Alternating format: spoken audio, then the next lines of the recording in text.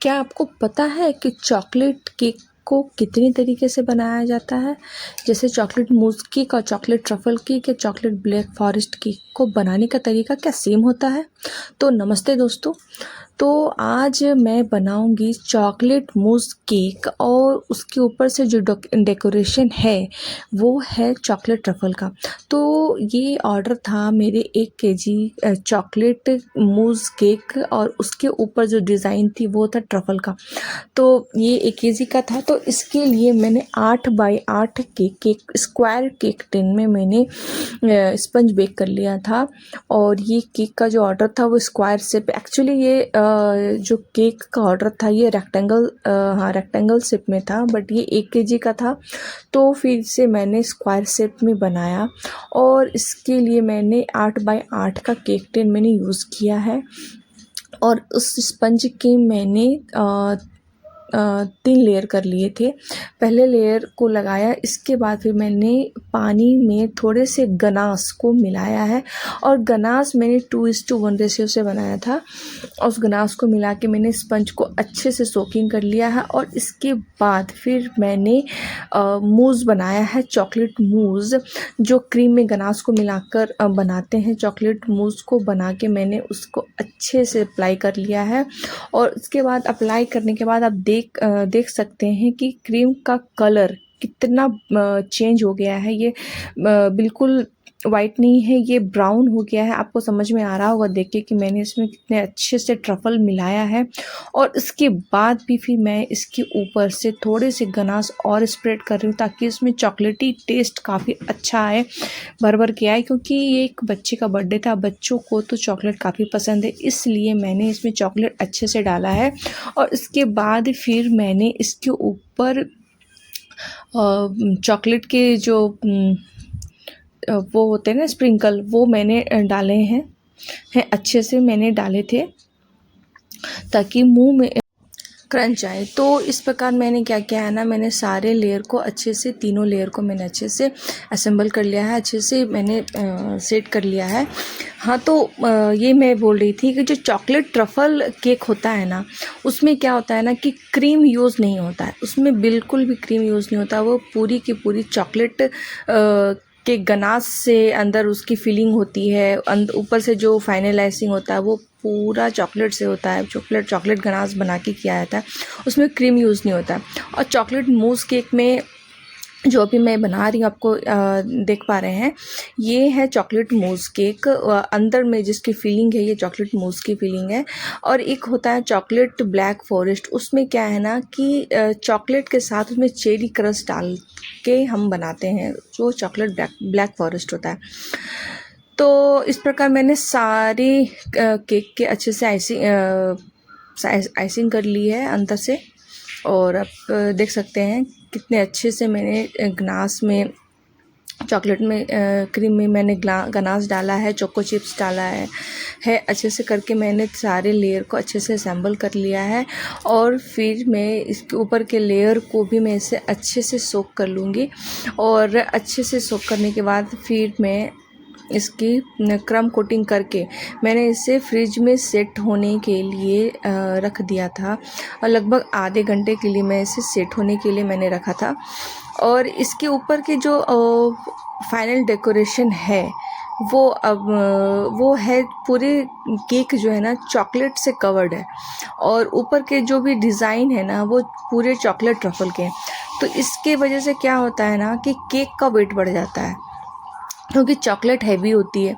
तो उसमें क्या होता है ना कि केक का वेट हमारा बढ़ जाता है। तो ये केक भी मेरा आउट ऑफ वेट गया था। एक्चुअली ये 1 केजी का था, बट ये 1 केजी से ज़्यादा ही गया था। और लगभग ये 300 ग्राम आगे ही गया था। मुझे अब एक्यूरेट तो याद नहीं, क्योंकि ये वीडियो बनाए हुए मुझे 5-7 दिन हो चुके हैं। एक्यूरेट मुझे याद नहीं है। अगर मैंने उसकी फ़ोटो ली होगी तो मैं शेयर करूँगी आपके साथ आगे। तो देखिए इस प्रकार मैंने इसकी अच्छे से क्रम कोटिंग कर ली हूँ। और क्रम कोटिंग करने के बाद ये देखिए, क्रम कोटिंग करने के बाद इसका वेट 995 ग्राम सिर्फ अभी क्रम कोटिंग हुई, तो आप समझ सकते हैं कि इसका जो फाइनल वेट है कितना जाएगा। ये क्रम कोटिंग करने के बाद का ये वेट है। और अभी मैं इसकी फाइनलाइजिंग कर रही हूँ। और स्क्वायर केक में आइसिंग करना, फाइनलाइजिंग करना थोड़ा सा ट्रिकी होता है और थोड़ा सा टाइम टेकिंग होता है। अगर राउंड में है तो वो इजी हो जाता है, बट स्क्वायर में क्या है ना कि थोड़ा टाइम हमें लगता है, क्योंकि इसकी एजेस जो है ना वो एकदम शार्प होनी चाहिए। शार्प आती है तभी केक का लुक जो है ना निखर के खुल के आता है, अदरवाइज़ केक वैसा अच्छा नहीं लगता है। इसलिए इसकी जो फाइनल आइसिंग करने में ना अच्छे से टाइम दे के करना होता है। हम देख सक रहे हैं जहाँ मुझे लग रहा है कि क्रीम कम है या जहाँ कुछ भी मुझे लग रही है ऐसा, तो वो मैं देखिए कितने धीरे धीरे मैं पैलेट नाइफ से ऐसे कर रही हूँ। ये मैंने फास्ट फॉरवर्ड करके दिखाया होगा है, इसीलिए आपको लग रहा है कि मैं बहुत फास्ट कर रही हूँ। एक्चुअली मैं ये काफ़ी धीरे धीरे कर रही थी।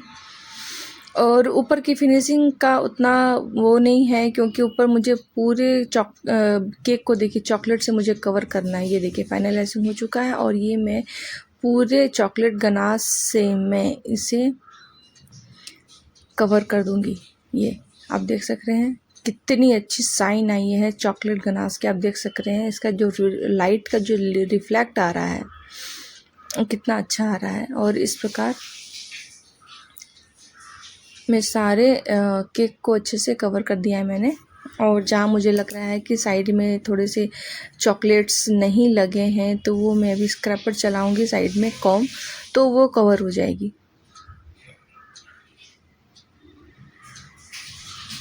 और चॉकलेट केक, इस टाइप के चॉकलेट केक बनाने में जो मैसी होता है ना, मैं आपको बता नहीं सकती।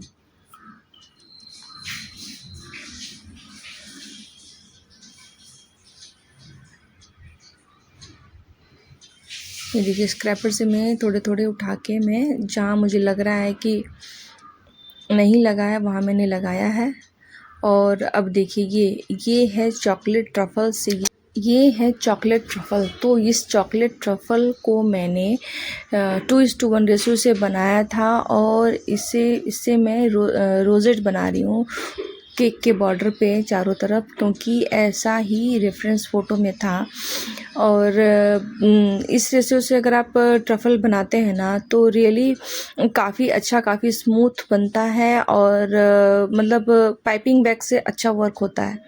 और इसके बाद साइड में मैंने बॉर्डर बना दिए थे। और अभी ठंड का दिन है ना, तो ट्रफल काफ़ी जल्दी सेट हो जाता है। तो अगर आपको लगे ना कि ट्रफल थोड़ा हार्ड हो गया है, तो उसे हल्का सा डबल बॉयलर से या माइक्रोवेव करके 2-3 सेकंड के लिए कर लेने से क्या होता है ना कि ट्रफल हल्की सी लूज हो जाती है, फिर से काम करना काफ़ी इजी हो जाता है। ये देखिए साइड में मैंने बॉर्डर बना ली है। और इसके बाद बीच में मुझे भी एक डिज़ाइन बनाना था स्क्वायर का ही, तो पहले मैं टूथपिक से इस प्रकार से मैंने इसके मार्क कर लिए हैं और फिर मैं इसे टूथपिक से इससे डिज़ाइन बनाऊंगी। ये देखिए, मगर ये डिज़ाइन बन नहीं रहे थे, चॉकलेट बहुत जल्दी सेट हो गया था। तो फिर देखिए फिर मैंने इसे हटाया है किस तरह मैंने इसे हटाया है वो भी मैं आपको दिखाती हूँ। देखिए कितनी दिक्कत होती है, एक बार अगर आपका डिज़ाइन ख़राब हो गया ना तो उसे बनाने में, फिर उसे हटाने में कितनी प्रॉब्लम होती है। इस प्रकार देखिए चॉकलेट्स जो मेरी ख़राब हो गई थी डिज़ाइन, फिर मैंने उसे हटाया, फिर मैंने दोबारा फिर ट्राई किया है और दोबारा भी वो ख़राब ही हो गया था, क्योंकि चॉकलेट बहुत जल्दी देखिए पैपिंग बैग से निकल नहीं रहा था, वो चॉकलेट सेट हो चुका था अंदर, बहुत मुश्किल हो रहा था। तो वापस से ये देखिए ख़राब हो गया।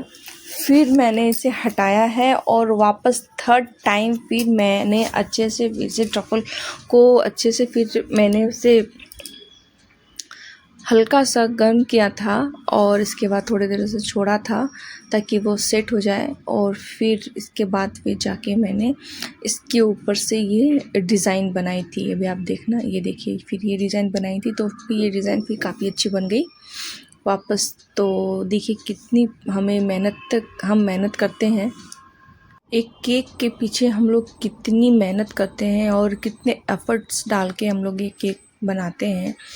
तो फिर आप ये देख लीजिए, फिर मैंने इसके ऊपर जो भी स्प्रिंकल जो भी लगे थे, जो भी डिज़ाइन लगे थे फ़ैन के जैसा जो टॉपर लगा हुआ था चॉकलेट का, वो मैंने चॉकलेट का बनाया है। और ये जो सिगार है ये भी लगा हुआ था रेफरेंस फ़ोटो में, तो फिर वो भी मैंने लगा दिया था।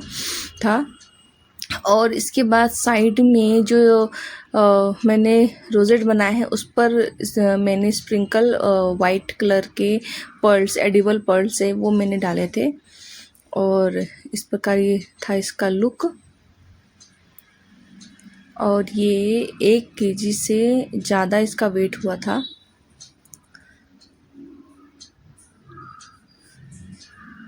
ये देखिए रहा उसका फाइनल लुक।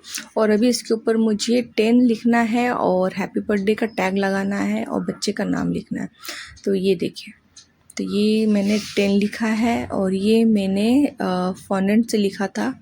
और ये नाम था बच्चे का, वो भी मैंने इस पर लिख दिया था।